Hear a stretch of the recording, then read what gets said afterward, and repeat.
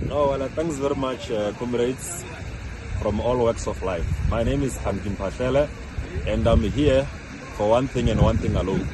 To first remind ourselves that we are young people who are too young to be understanding, who do not equally have political tolerance. We are here to welcome the death of Pravin, the former Minister of the Republic, an apartheid apologist, a Stellenbosch Askari, a butcher of the working class, and a destroyer of black families. Pravin must die, and we do not regret when we say he must die. Some said he must account before he dies, but equally to us, his death and accounting and rotting in jail is equivalent. So therefore, we categorically welcome the death of Pravin Askari. Thank you. From EWC Tembisa Campus. EWC Tembisa Campus. I nominate Tsepo Kambeli Tlekova.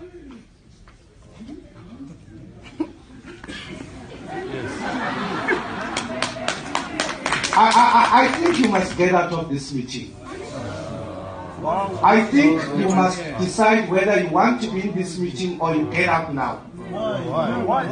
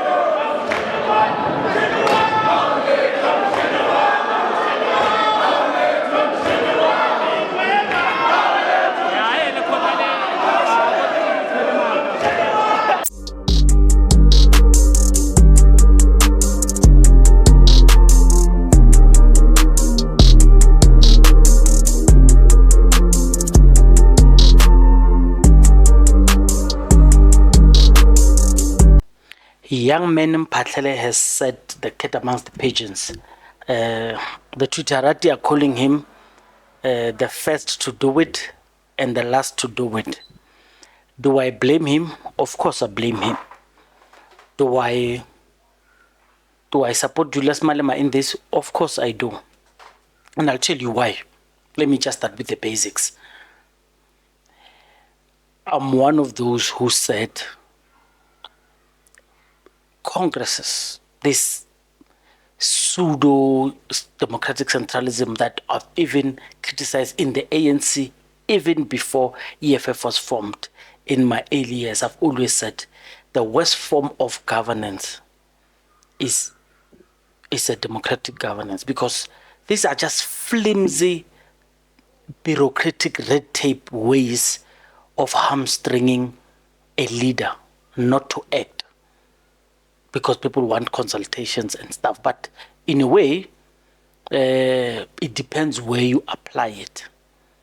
Sometimes when it's applied in a wrong way, when progress is needed, when a bigger animal is confronting you, you can't be wanting to do things in a democratic way. So Julius Malema talks about him facing crocodiles and having not to worry about lizards. And it's true. I support Julius Malema by getting rid of the man. By the way, so there are allegations that the boy worships Jacob Zuma. I believe so. You look at his Twitter account, it's filled with praises of Jacob Zuma. Well, I must say very few of Julius Malema. What does that tell us? It tells us the boy is a radical. In fact, let's start here. He says, okay, he is fired. He acknowledges it. that he's fired, but he says it was illegal. And he even says if Julius thinks he's going to win, he's got another thing coming. Because the streets, the branches, will eventually raise up and take what is theirs. You can imagine if someone can say such a thing to a leader like Julius Malema. Julius Malema will react. Okay, now I'm done with what I think Julius has done right. So I want to talk about Mphahlele, the man. He's full of socialist leaning, Marxist leaning. I mean, Hugo Chavez. I mean, he talks about Putin. So that boy loves his socialist theories. And many people will not want to admit, but that boy is a reincarnation of Julius Malema. Fearless, unpolished, fearless, and by the way, he he actually proved that he voted for the EFF, where he put his ID, his driver's license with his 3 ballots, and explains how he voted and stuff. So I'm just saying it for those who think maybe he could have sold out by voting MK, because people say Floyd, they don't believe Floyd voted EFF. Floyd could have voted MK. I love young guns who shoot from the hip. I love Nkosi Kanyile. I love Julius Malema. The moment I saw him perform, I come from Limpopo, and we saw Julius before most of you did. And that's why even today, we still love Julius Malema because of what he is. And I'm saying this young man, Mphahlele, is a reincarnation of him. It's one of those things where Teflop is a small place for him. When Tantalax came, he wasn't the first to challenge Julius Malema. A lot tried, they were defeated. A lot tried and they were defeated, because I said it a lot. Julius Malema is a political, I want to call it a political genius. So it's almost difficult to compare Julius Malema and Zuma, and I'm going to try. Julius Malema, never mind the titles of a dictator, because even Zuma is given those titles. Julius Malema, the cult leader, dictator, Jacob Zuma, cult leader, dictator. The accusations are the same. They all are brilliant politicians. So I would say Julius Malema, Ronaldo, and then Zuma.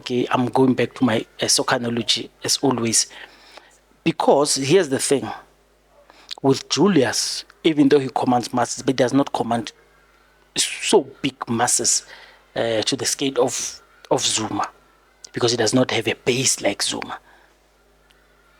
And I hate calling people political geniuses the same way I don't want to call soccer players geniuses, because the same mental capacity that you have of kicking a ball this way, you also have it, but the ability to do it is what evades you. So it's almost the same with Julius Malema. He might know what to do when something is like this, but the masses may not agree with him. So it doesn't mean he didn't think of it. It's just the masses did not follow through with what he does.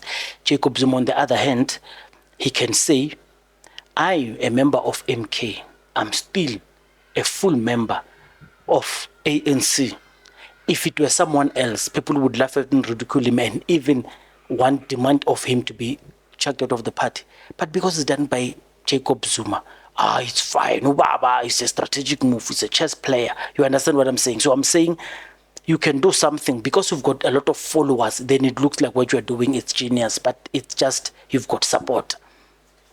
And in any way, I'm not disrespecting any of the two leaders. I'm just giving you an example of When people love you, you get away with a lot of things, and people might misconstrue that as being genius. A lot of things that Jacob Zuma has done, other politicians can't do, not because they're not clever, but because they do not have command, support, and loyalty. Jacob Zuma has more support and loyalty in South Africa than any person. So if in South Africa we were to go to what Mmusi Maimane wants, for us to vote a president directly without any party, without shadow of a doubt, Jacob Zuma would emerge there. Would emerge, depending on how many candidates are there. But anyway, let me go back to Julius Malema. So, Julius Malema is faced with something that looks like him. That movie with Will Smith is it's called, maybe let's do this. It's called I Am or something. So it just shows you little versions of Will Smith. And in the end, whether they give you a smaller than what Julius Malema is fighting, something like that. So it goes from the past that looks so much like him. I think the difference is that boy has no muscle, that boy has no support. He reigns in Teflop campus. By the way, they think he's a spy from MK. But anyway, let me stop here and show you a vintage Julius Malema, a young Julius Malema. And you would understand why this boy looks like Julius Malema. And that was the first 3 days of shooting. A black priest who visited Orlando police station. Before Comrade Zex says that, I want to say something about COSAS.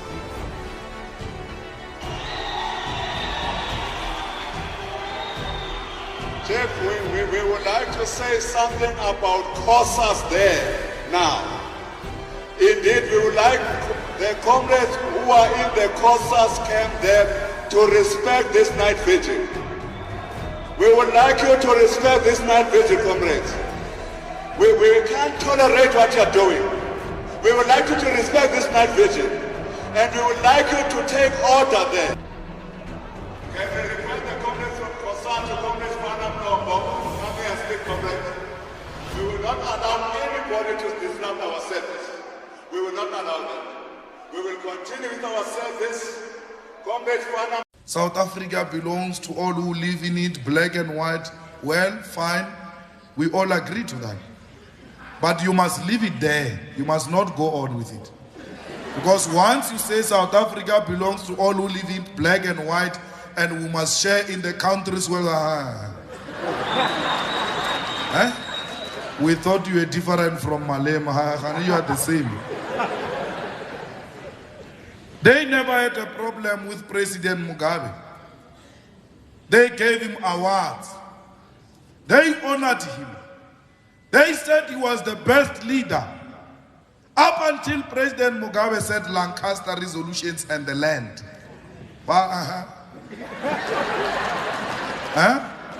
Don't you think you have served too long? What does it mean?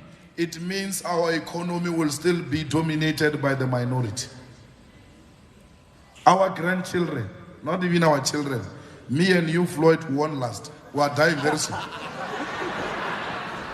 From the look of things.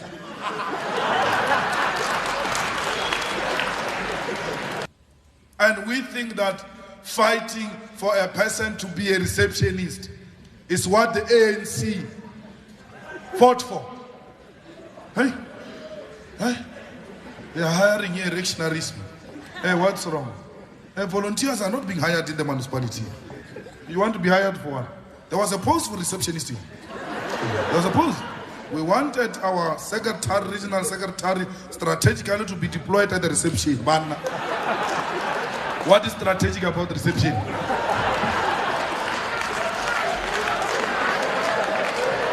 That is not what we are fighting for. They told us that colonizers stole the land. It's them who told us. We get this from all these leaders of the ANC. Today they are in government. Of course, we understand they may try to be diplomatic. But you taught us that colonizers stole the land. And when you steal Zimbabwe, they will never find friendship in us. They can insult us here from air-conditioned offices of Santen. We are unshaken. They must stop shouting at us. They must go and fight for their battle in Zimbabwe and win. If they've got ground and they are formed on the basis of solid ground in Zim, why are they speaking in Santen and not Mashonaland or Matabeleland? There's nothing Santen in Zimbabwe. There's everything about the Zimbabweans. Let them go back and go and fight there. Even when the ANC was underground in exile, we had our internal underground forces fighting for freedom. And we have never spoken from exile. You see, let me tell you, before you are chacharach, let me tell you, this is a building of a revolutionary party. And you know nothing about the revolution. So here you behave or else you jump. Here you don't laugh. Chief, can you get security to remove this thing? If you're not going to behave, you're going to call security to take you out. This is not a newsroom. This is a revolutionary house. And you don't come here with that tendency. Don't come here with that white tendency. Not yet. You can do it somewhere else. Not yet. If you've got a tendency of undermining blacks even where you work, you are in the wrong place. Yeah, you are in the wrong place. That's rubbish. And you can go out. That's absolutely rubbish. Yeah, you can go out.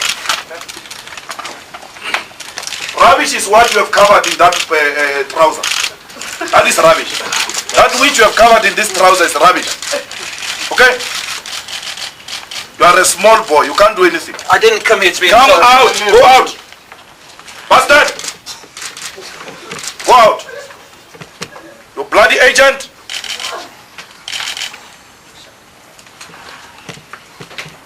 So we think that we need to ensure that we encourage ZANU-PF comrades to engage in peaceful means. So our trip in Zimbabwe, we think it was... Juju, I've regarded him for a long time and I still do. He's the best politician of our time. And if of course I compare the two, it's because Juju doesn't do all the things that he does because he has massive following. Julius does not have massive following. And maybe let me go back before I start about his numbers. So Julius Malema's traits are, of course, starts with him being a dictator. But Julius Malema is a hard worker. There's a podcast I did that speaks about Julius Malema being a hard worker. He says it himself. He's a hard worker. And let me tell you, you know anywhere you go, if you put a hard worker with lazy people, you might get two things. The lazy people will end up hating the hard worker, especially if the hard worker is in a senior position. Or those lazy workers will find ingenious ways of doing things, shortcut or something, if supported by this leader. So it might be a better example for your ears, but all I'm saying is eventually it's either they hate him or they find good ways of creating work. But hard workers are not necessarily loved by lazy people. And if you put lazy people with hard workers, it's a spell for disaster. And I know this is an unfortunate example because people have been accusing Floyd Shibambore. He's very lazy. They say it when he's outside into MK, but when he was inside, it was just this genius. But now they say no, he's not a genius. They say he did not write all those things. Those things were written by someone. In fact, one day I'll be lucky to speak to Chris Malekane, brilliant mind, one of the brilliant minds of our political economists in South Africa. Chris Malekane is, one day maybe I'll be lucky to speak to him. So The reason I'm mentioning him is because he's one of those who people say he penned those 7 cardinal pillars that Floyd says he has penned, but so Julius made a special move by getting rid of this young man, because you do not need to twerk to appease people while your enemy is not even confronted by those things. The problems that are facing EFF now, pre-elective conference problems, the MK does not have to worry about that. They will worry about something else. Now there's a cabal inside MK that doesn't want Floyd. There's cabal. I speak to people outside this podcast who, of course, tell me certain things. And unfortunately, if I tell you now, Machine is lying, just planting propaganda. But of course, they are free to come here and say it, even in the EFF. So all I'm saying is, all these problems are confronting parties, but you create it even more, because generally, a political party is a very difficult enterprise to run. Very difficult. Very difficult. I give people examples that if you think running a political party is easy, just go and run. There's something called a sub-region. So a sub-region is a zone. It's controlled by sub-regions. I always refer to ANC analogy, because this is the template with which the politics of South Africa is aligned with. You may hate them, you may, but this is the benchmark of South African politics, how we frame things to make sense. Go and run a branch. Go and run a branch is a ward where people elect in the same demarcation. Go and run that thing. And don't run it in the DA or in the Action SA, because you might think it's easy. Go and run it in the African National Congress, because the African National Congress is a benchmark with which we define a lot of things. It's very difficult. It's very difficult. I mean, that thing is very difficult. You can imagine Julius has been forming the EFF for over 10 years, a party that he has formed. And all of these problems we see now, he has been living with them under carpet. Do you know how many stories he killed? Do you know how many things he managed? Do you know how many PR exercises have allowed us not to see city dirty laundry? Just look at Twitter, how many people are subtweeting him, how many people are disrespecting him. Of course, from outside, because it's few inside, and people say he's a dictator because of that. Julius rather be a dictator than lose the EFF. Would much rather have the EFF alive with Julius being a dictator. So let me let me do this. People think a dictator the word dictator has been scandalized in a negative way, to an extent that, yes, a person might have traits of a dictator, but a noble, good person who's just using a dictator. So a dictator is someone who does not use democracy to arrive at decisions and how he's installed. A king might be a dictator because he does not live up to the mandate given to him by his subjects. So you can call it a dictator.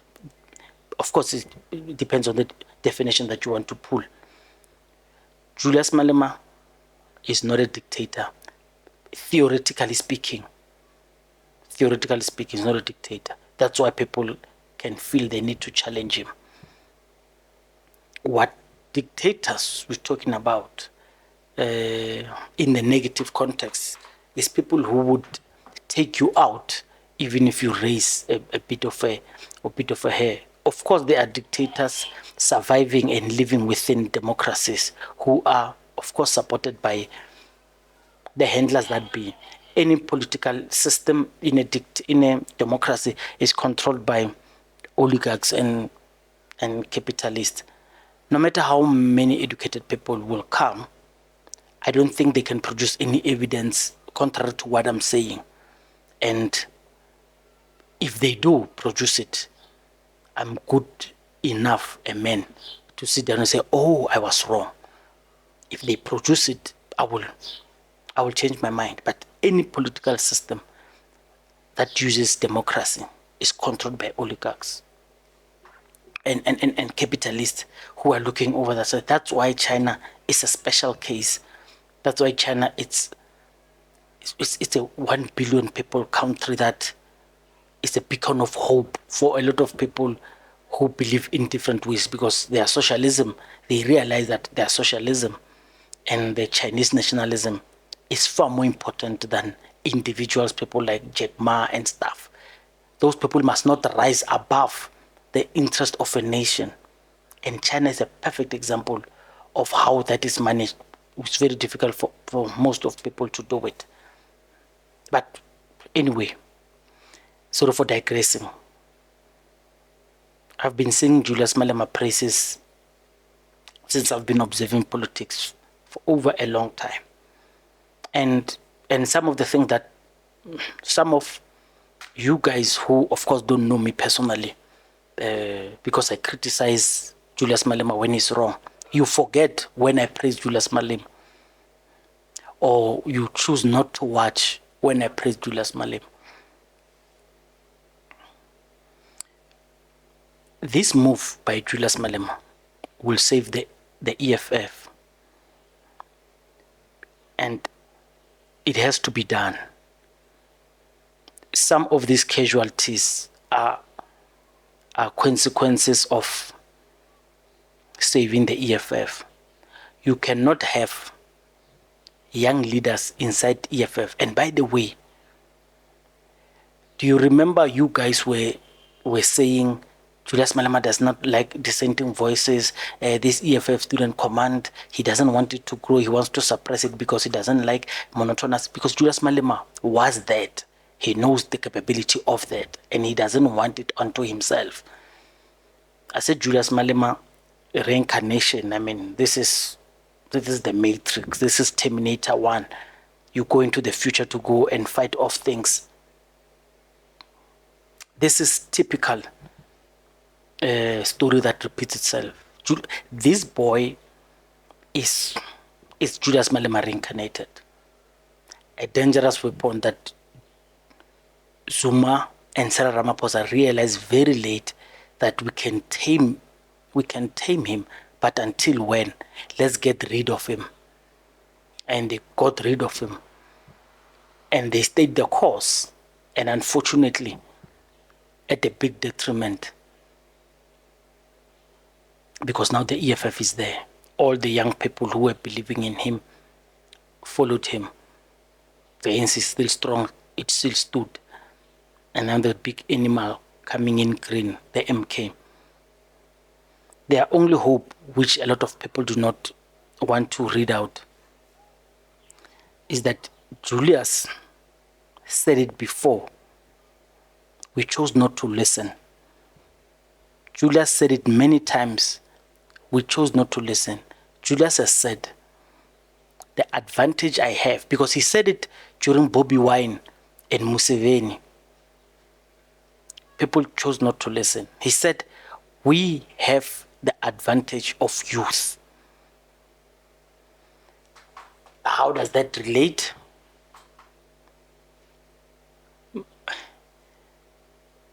It's not, it's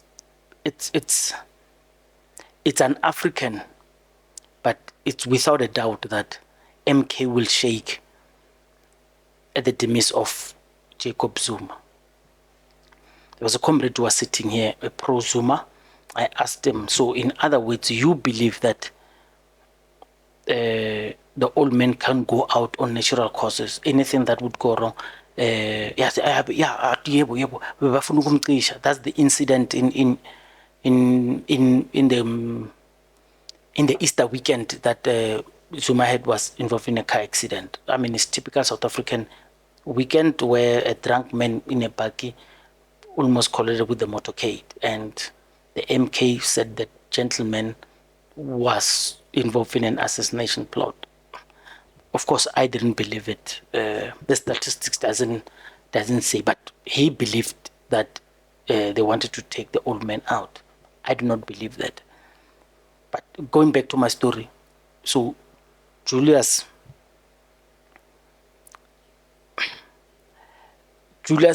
indicated to us that these old people do not have longevity like him and his EFF. So they are staying the storm. So it's important for EFF, according to him, to stay the storm until, remember, when Panyaza rises, it shakes the inner core of the handlers of Cyril, people who support Cyril outside ANC. Because what it means is when Panyaza rose, Panyaza is a very open politician who, amongst other things, of course, there was a young man here I was interviewing about Panyaza.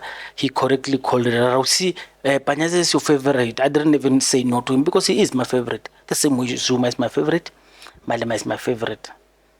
Of course, I would love them in different orders, depending on what I'm feeling at that particular moment. But I'm not going to be ashamed to praise African leaders as if I am, I'm this aloof person. No, these are great leaders. They may not be your hero, they may not be my hero, but they are great leaders, and their leadership needs to be recognized. So, what must happen now? They call it the NPA, so the National People's Assembly, I assume. It's happening in December. I'm going to apply for accreditation. I've made several attempts of applying to EFF gatherings, and it didn't work. I could not be granted accreditation, but I'm going to try. I'm going to try to apply for it. I want to give you stories from within, if I can, because we need to hear this thing. We are at a time in South Africa where we must stop twigging to prove to people that we are a democratic country. Finishing the story about dictatorship. You know Idi Amin. Maybe let me stop there with Idi Amin. I'll find another podcast to speak about Idi Amin and other people. Because if I tell you the Idi Amin, it will diverge into another story. I'm afraid I may not end. But Idi Amin is painted as one of the worst people to ever live. Idi Amin. But let's go back to Malema and finish it. I support what Julius has done. Getting rid of this young man, it's a warning call. Someone called this young man this thing, and Julius Malema retweeted. And someone said, so Julius Malema retweets when someone calls a member of the EFF this thing. And why is he not as well? So let me not go too much on it. I think I've done my share. I mean, this is the longest I've done. I don't want to do long monologues where I speak alone. My share is politically incorrect. Let's disagree respectfully. Thank you very much. Later. Militant and radical leader of the student strike and a founding member of the dynamic and disciplined student organization. He was a lecturer and a role model to the present generation of the student movement. While he was the president at the time when it was not fashionable to be a leader, he never lobbied to be a president of COSAS in 1979. Instead, he was lobbied to lead COSAS. He never bought membership cards or paid people to elect him. Positions were always after him, not him after positions. He was a comrade who is very clear about the struggle to liberate the working class from the grips and chains of the capitalist class. Their major activities were to unite students under one organization and popularize the Freedom Charter, especially the clause which says the doors of learning and culture shall be open, in brackets, comrades, free education. They also encourage students to participate in the community issues because they are members of the community before they are students. The culture of learning was next to their hearts, hence the motto, each one teach one. Since the inception of COSAS was and still remains the militant and radical student organization. The objective of COSAS was and still remains the eradication of Bantu education and creation of people's education. Our position on private schools was supported by this revolutionary because he believed there is no need to give those rich schools more money from the working class. He was a disciplined leader of our movement who was never afraid to give his views on any issue, whether popular or unpopular. We are disturbed by the fact that the same demands he raised in 1979 are still raised today by COSAS generation. Free education is the fundamental goal of COSAS and will fight left, right and center until we obtain this goal. Whether they call us with names or not, children of the poor must have access to education free of charge. Those who used to share the same agenda with us, today they arrest us for demanding that there should be free education and history must be compulsory. The same people who carried posters demanding that learners must have access to education irrespective of their background. And when COSAS stand up to say the same, you are arrested. We reaffirm our confidence in the leadership of the ANC.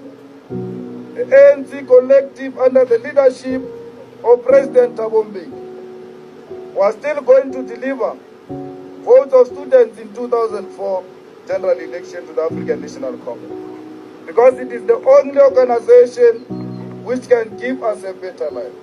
We have confidence in this organization. Comrade, if the rally you said you must organize for Mama Winnie to come and address, we'll still organize. We want to prove to the reactionaries who want her in jail that 5 years or not, she remains a leader.